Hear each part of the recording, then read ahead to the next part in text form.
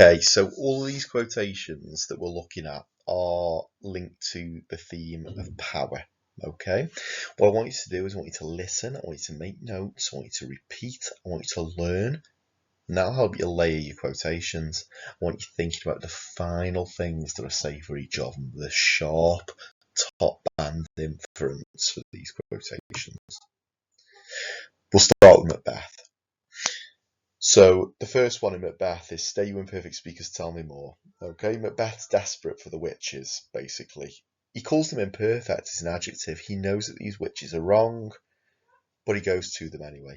That shows his idea of conscience, okay? He's still got conscience, but his hamartia, or his fatal flaw, starts to overpower it from this point. This sentence is an imperative. It is a command, but it sounds more desperate than commanding, okay? This implies that there's always a weakness about him, okay? Shakespeare's message, strength isn't always what it seems. You might seem strong, but he's not really. He's really reliant on the supernatural. Structurally, this is a pivotal quotation. All of the ambition starts from this point, okay? This is the first point we see his ambition really come out, and it obviously develops as we go through. When we're thinking about power then, the first one that I think you need to know from Macbeth.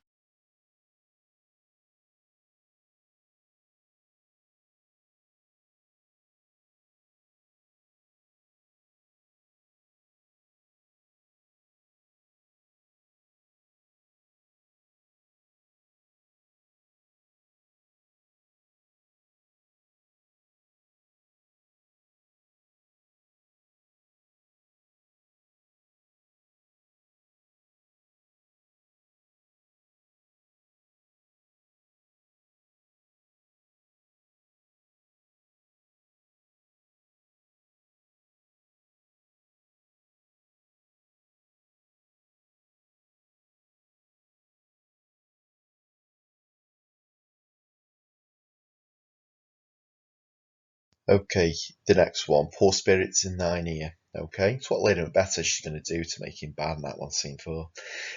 It's a metaphor. Pour's a rapid verb, okay? When we pour something, it kind of doesn't stop, okay? That links to the idea that she won't give up. Spirits. Really importantly, when she talks about spirits, we know that these links to the supernatural. Lady Macbeth is happy to tell the audience that she's at one with the supernatural. She doesn't hide away from it, okay? And especially to a Jacobean audience, this makes it even more evil, okay? She admits happily that there's a supernatural element to it, okay? Shakespeare talks about the danger of ambition here. We're meant to see her as fierce and manipulative. There's a sense that she's quite villainous. She'll do anything to get power, okay? And it almost sounds as though she's going to abuse Macbeth in order to make him do what she wants. This next one, "Too full of the milk of human kindness," is Lady Macbeth about her husband, and she says it in soliloquy. So remember, a soliloquy is when the character is on the stage talking about the feelings to only the audience. Clearly it's a metaphor. He isn't really full of milk, but we know that milk is a noun of femininity, okay? A really important word for you here is the word emasculates. She questions his masculinity. And ultimately, this does lead to her getting what she wants. She says that he's full of milk, namely, there's no room for evil. And at this point, we start to see her as a little bit deluded because we've seen him in Act 1, Scene 2 carve his passage through a massive army and disembowel somebody and put the head on a spike. He didn't seem too weak to us then. So we start to wonder, how rational is this woman in saying that? Shakespeare presents her as the opposite or the antithesis of the delicate and pure, pious, religious wife. Remember, at those times, a wife was supposed to be kind of delicate and godly, okay? She's the opposite to this at this point, and there's a strangeness to that, okay? Especially to a Jacobean audience, she seems a dangerous figure, okay? And that proves true for Macbeth.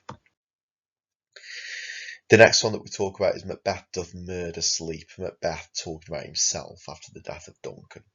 Sleep links to something being calm and happy, okay? It's a motif within this play. He repeats the idea that he can't sleep anymore, okay? Sleep's gone now, Macbeth is killed, and especially that he's killed a king that we call regicide. In all analysis, I would say if in doubt, look to the verbs, and he uses the verb murder here. Macbeth isn't delusional. He knows his actions, okay?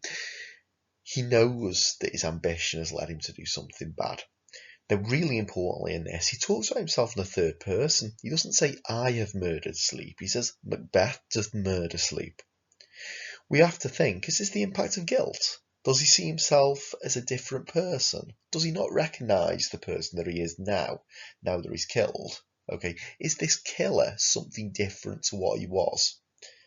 Shakespeare's message there, that kind of committing that evil sin doesn't make you happy, doesn't make you feel fulfilled, okay? The earth was feverish and did shake. Okay, really nice quotation. And we're told that this is what the weather was like on the night that Duncan was killed, okay? It's a metaphor. By personifying the earth, by making the earth or the world seem like a person, it suggests that the whole earth is suffering Duncan's death just like a person would. Now, this isn't surprising to us because Duncan is the true king who was chosen by God. What we see is that even Mother Nature mourns Duncan's death. Okay, there's this sense that the entire world is feverish or ill and shaking an involuntary action that you can't control. Basically, it's the Jacobean idea that when the natural order is broken, Armageddon comes. And it seems as though it's coming true here in Act 2. The next one is in Act 3, Scene 1. It's when Macbeth is king. You need to know from Act 3 onwards, Macbeth is king. And he's the absolute opposite king to Duncan. He says, our fears in Banquo stick deep. Basically, his fears in Banquo can't go away in a metaphor. Okay? Fear's an abstract thing. It's an abstract noun. It's a feeling. But he makes it into something concrete. He says it sticks deep. It causes him physical pain. Macbeth talks about how powerful his fears are, okay? And by doing that, we see that Macbeth is starting to lose perhaps his rationality, okay? He's seeing something that is broken, he's seeing something that is kind of only a feeling, becoming real. Shakespeare presents how dangerous fear is here. He's king at this point, but what he's done hasn't made him happy. It's made him even more paranoid. There's the message for a Jacobean audience. Okay, remember this play was only a couple of years after the Gunpowder Plot. There's a message that Shakespeare gives. Not everybody can be king. Full of scorpions in my mind, dear wife, is a metaphor. Okay, Macbeth says that his mind is poisoned by fear and evil thoughts. Basically, the pure Macbeth has been overpowered by evil and destruction. Okay, now the concept of the tragic hero is important here. A character who is ultimately good but has a fatal flaw that leads to their ruin that they understand. Macbeth isn't stupid. Okay, he knows that he's being poisoned. He knows that ambition's overpowering him. And he admits it to his wife that he's now becoming poisoned with evil. Okay? It doesn't really make us feel sorry for him, but Shakespeare says that he knows exactly what he's doing. After he's seen Banquo's ghost, he becomes so paranoid that he goes back to the witches. And as he's come in, they say something wicked this way comes. That's the power of his evil. Note that it says something rather than someone. Macbeth's lost all his humanity. The word wicked is important, and it's a word associated with the supernatural. He's one of them now. The sense that he should be seen as a malevolent being by the Jacobean audience. The witches are the children of the devil, and if they think he's something rather than someone, how evil is he?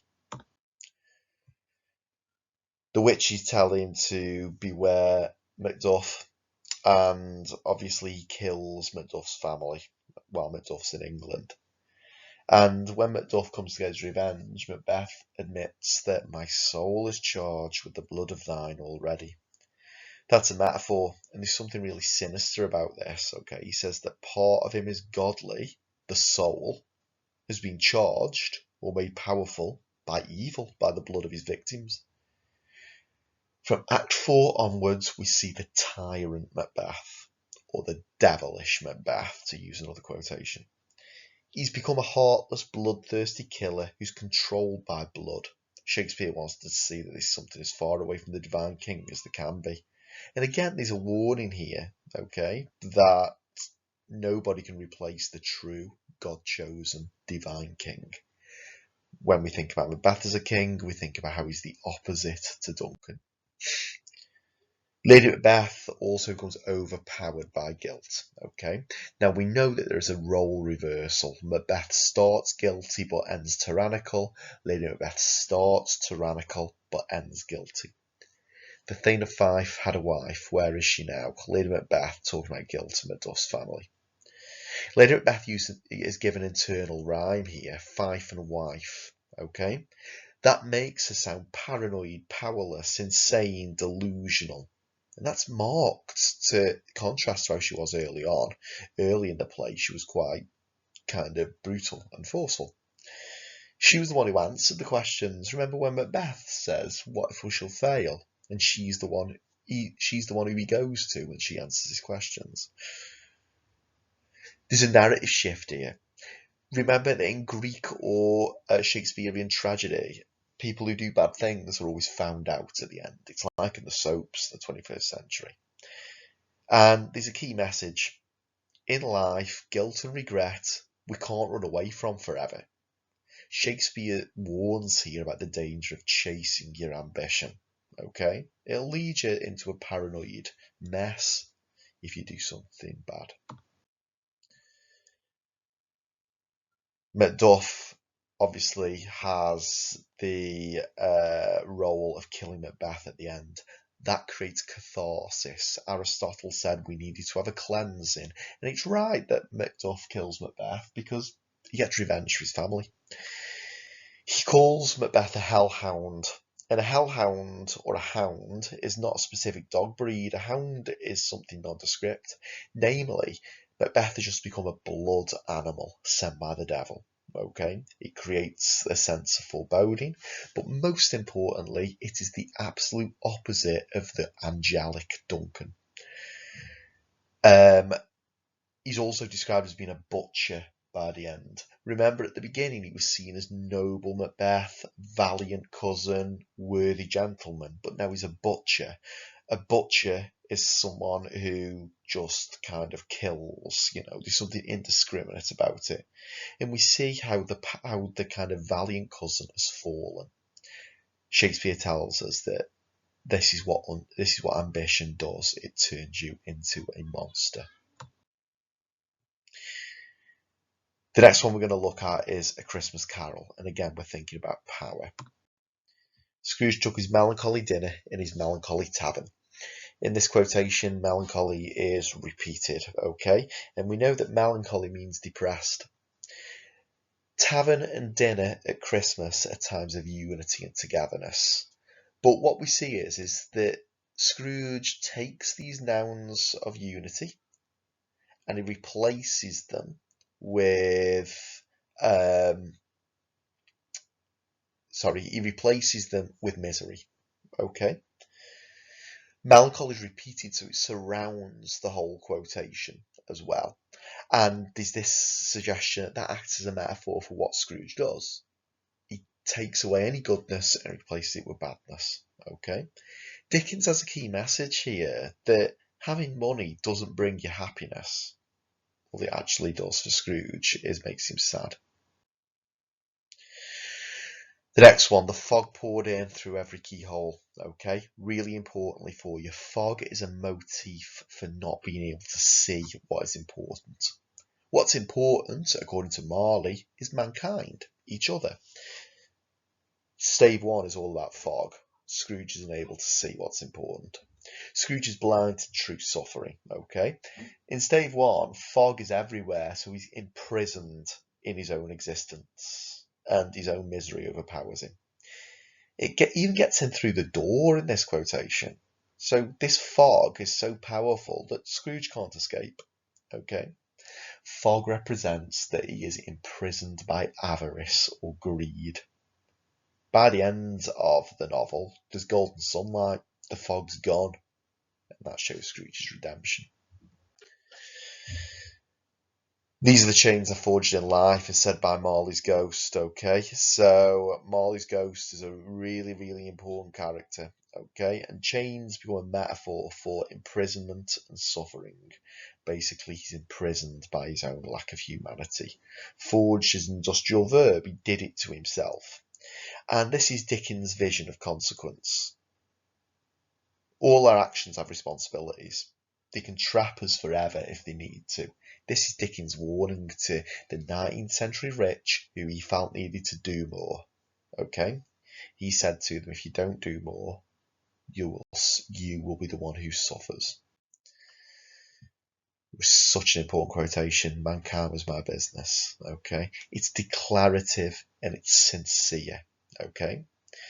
It's Dickens' message to the text. Nothing is more powerful than each other. And that is said through Marley's ghost, okay? Your business should be your fellow man and not about making money. That's what Dickens believed. We're now into stave 2 in Fezziwig's Party. Fezziwig's Party is a key part of the text that you need to revise, okay? They made an orchestra of it as a metaphor. An orchestra is grand, harmonious, and it's where all of the instruments come together, okay? It's about unity. Dickens uses this metaphor to say when people come together, there can be grandeur, there can be something special, and that's what power is. Fezziwig brings everybody together at this party and they create beauty, and that is the powerful message. When he goes back, he sees him breaking up with his fiancée when he was younger, and she tells him, Belle, that a golden idol has displaced me, okay? A key word for you that's important is the word avarice. Avarice is the greed of money and material possession. Idol. An idol is not a god, okay? It's a false god. Therefore, the power of avarice is so great, it turns Scrooge into a blasphemous character who actually starts to break a commandment of worshipping a false god. Dickens has that key message, doesn't he? That greed and avarice leads us to be sinners. And that's what Scrooge is doing. By worshipping a false god, money, he becomes a sinner. Gold's also used in a different quotation, okay, about Tiny Tim. Tiny Tim was as good as gold. We know that's a simile, and we know it shows that Tiny Tim's precious. What I really need you to understand is that to the Cratchit family, or families like them in the 19th century, gold was something totally unobtainable. It was like a magic thing, okay?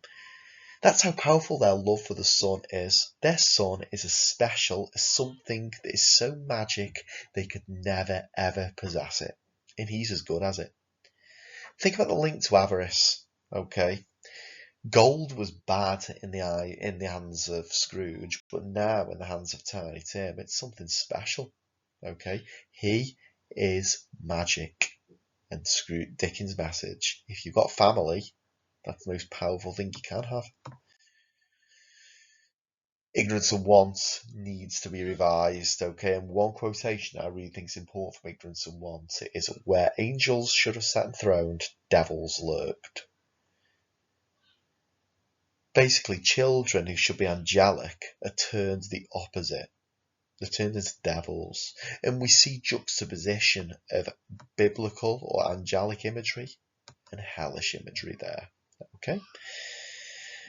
Dickens places them next to each other to say that in society there's such a thin line between being perfect and being evil, and it's poverty that pushes them over. Okay, Dickens' view of society, those who are vulnerable and should be perfect are turned into monsters by people like Scrooge.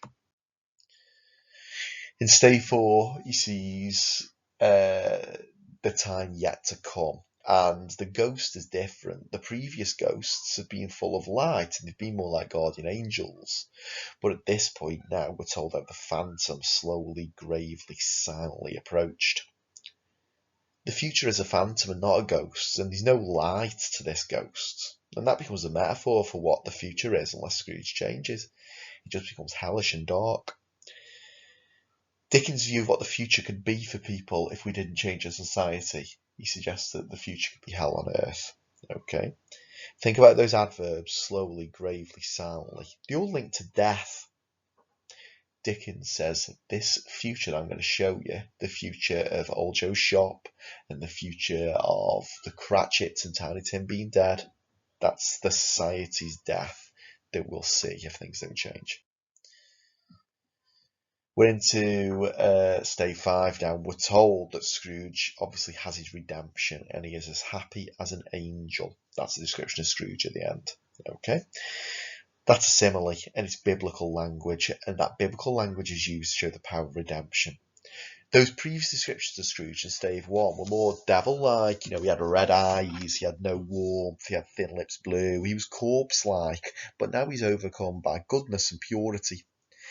Really key message. Dickens uses Scrooge to say, if this man can change, anybody can change. Okay? And he changes so much, he goes from devil to angel. We're now on to power and conflict poetry, and I'm going to think about 3 poems that I think are on your need to know list: Ozymandias and Checking Out My History and Exposure. Okay, Ozymandias. Look at my works, ye mighty, in despair. They're the words of Ozymandias, and they're an imperative, a command to God. He says, look at what I've done and feel despair.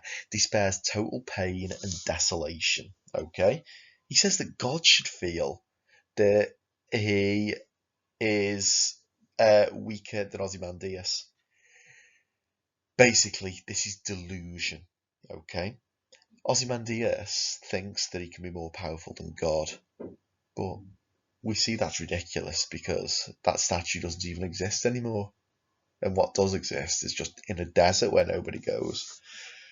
This is Shelley as a romantic poet. He argues that nothing can overpower nature, okay, or nothing can overpower God and divinity.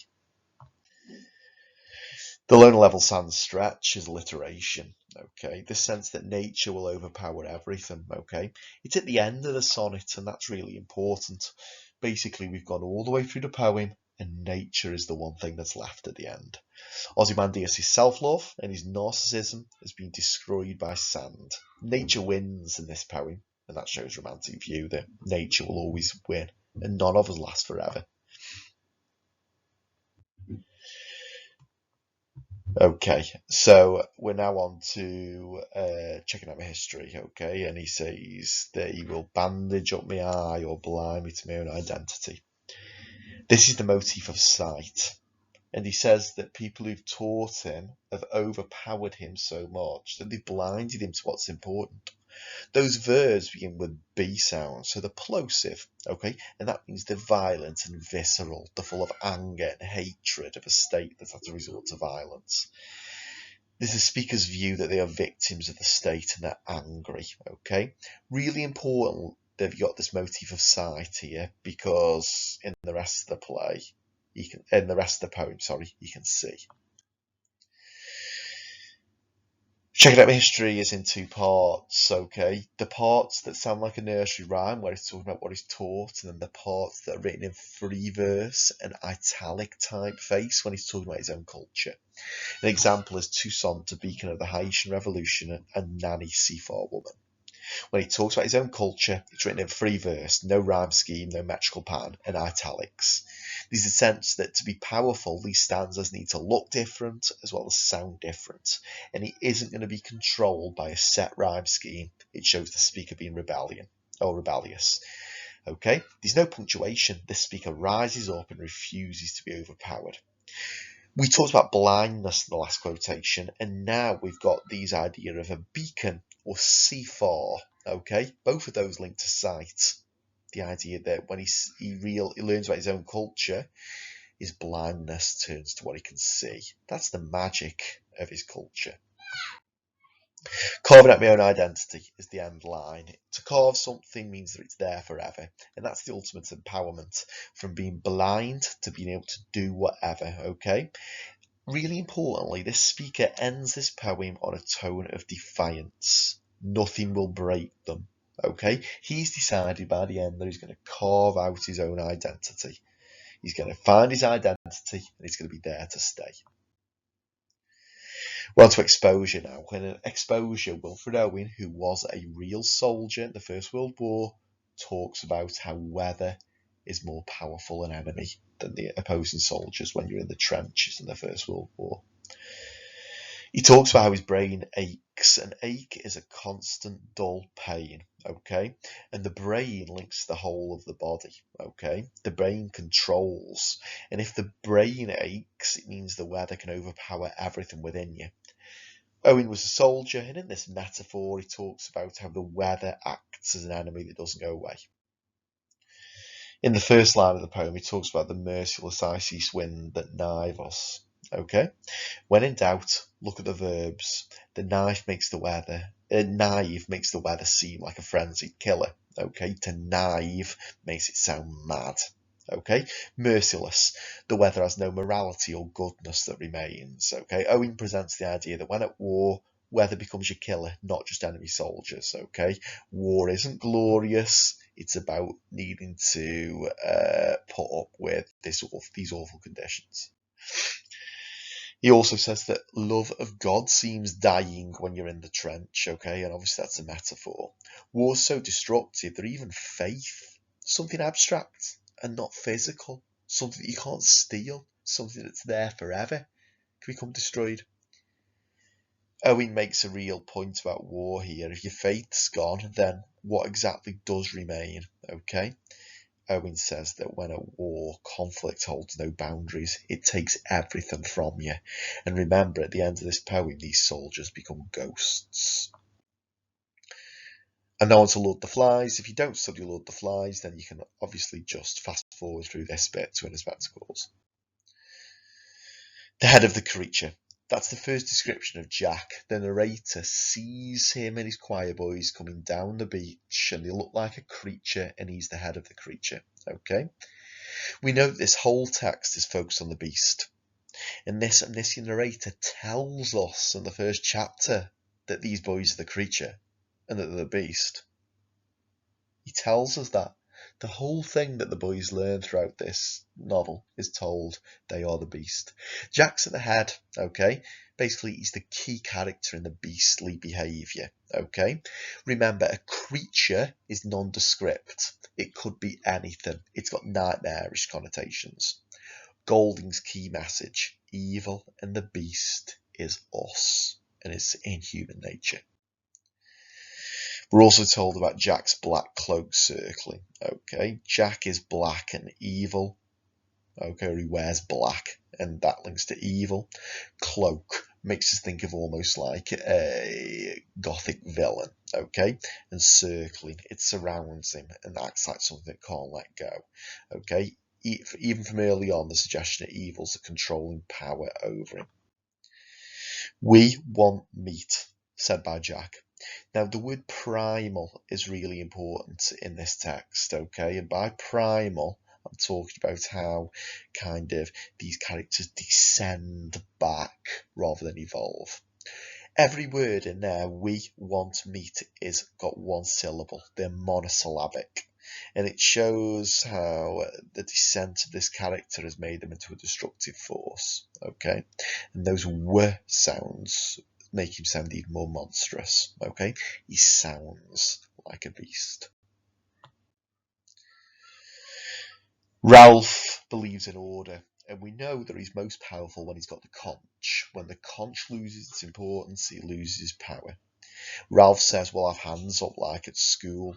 Ralph sees power in unity, but he wants to ensure that there are rules like at school. School means safety and order for Ralph, and it shows a little bit of his naivety here in terms of a leader. He thinks that being on this island can just be like being at school, and we know it can't. Golding makes the point that he's a superficial leader. He looks good, but he's not realistic at all. Remember, Golding was a teacher. He said that he knew how boys could react if they were in a place where there were no rules. Batty, queer, strange are all words that are used to describe Simon, and they're obviously insults. Okay? From the beginning, there's the suggestion that this character is powerless to mob mentality. They all ridicule him from the word go. The omniscient narrator shows us that he is going to be the victim from the word go. There's something foreboding about him at the very start. Okay? Remember that Simon is seen as a Christ-like figure.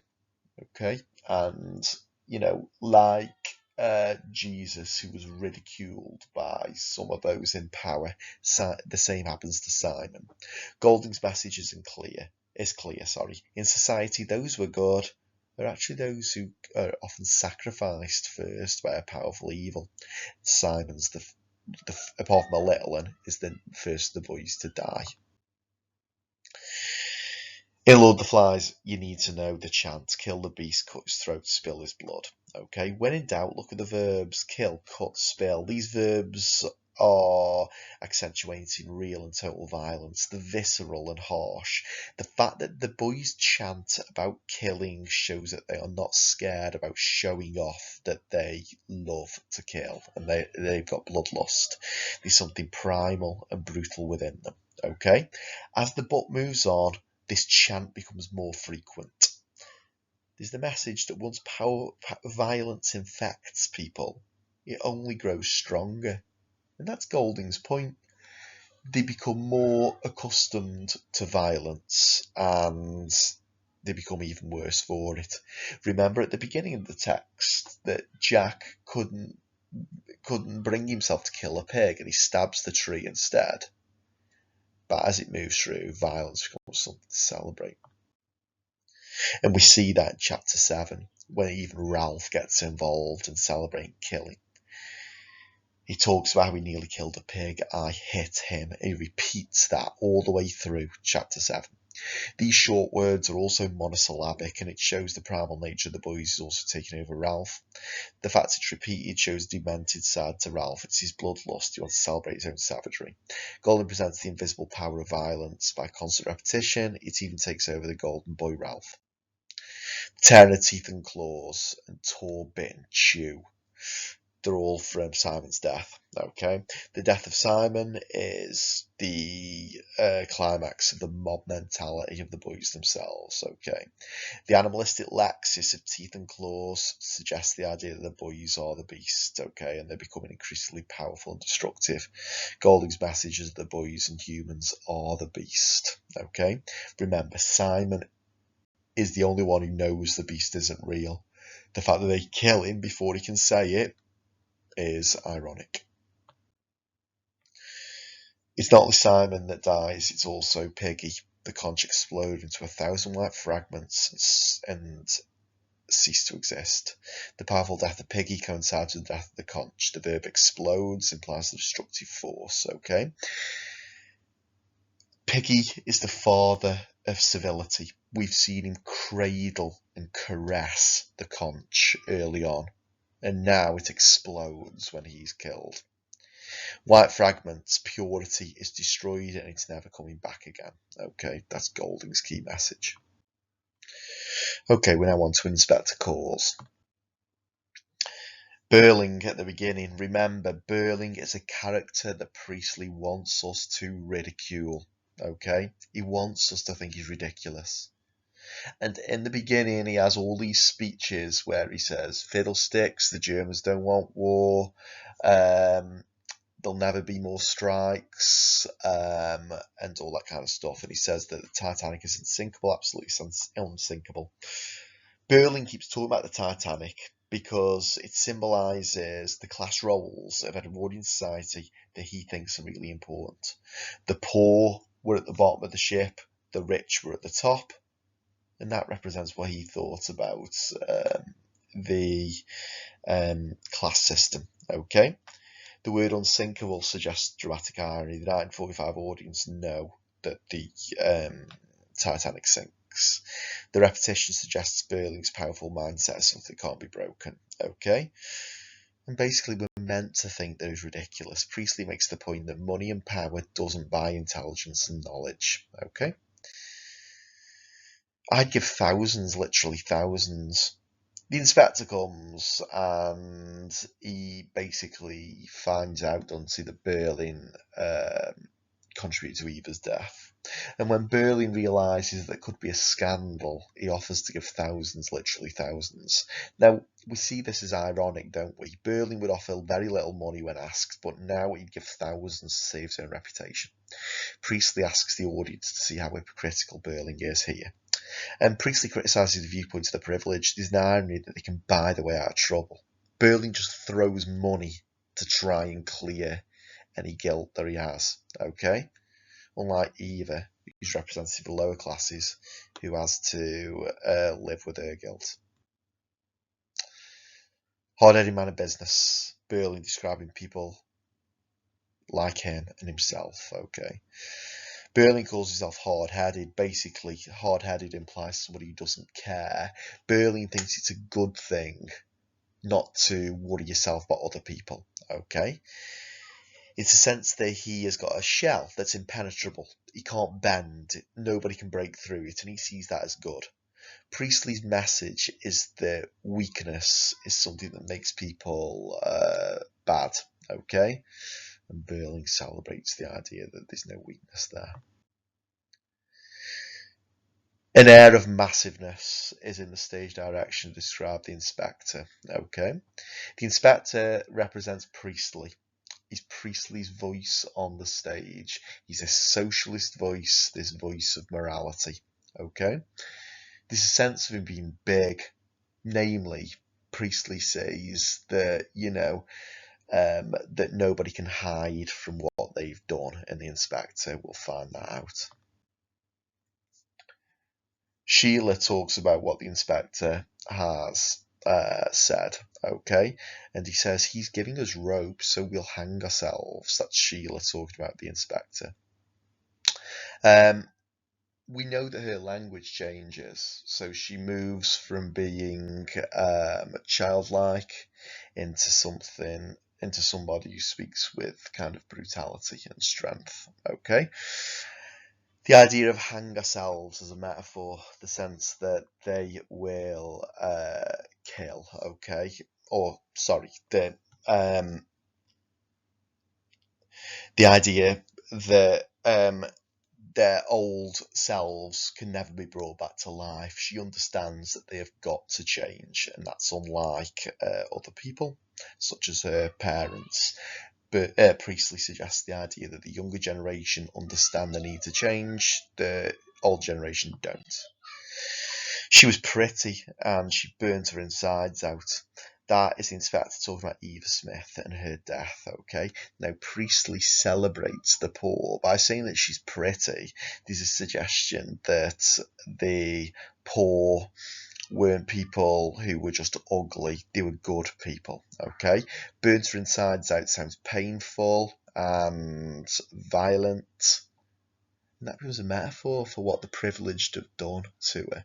They've led her to a long, painful death, okay? What we do see is Eva Smith, who represents the normal working class woman, has to face the consequences of the actions of the rich. A really important quotation, how Eric treated Eva like an animal, a thing, not a person. Okay. Obviously, you've got that simile at the beginning, but I want you to think about the list, okay? Firstly, you've got really short sentences in that list. It's spat out with violence and anger. There's a sense that the rich treat the poor as being kind of non-humane. They are things, they are not people. They become dehumanized and objectified.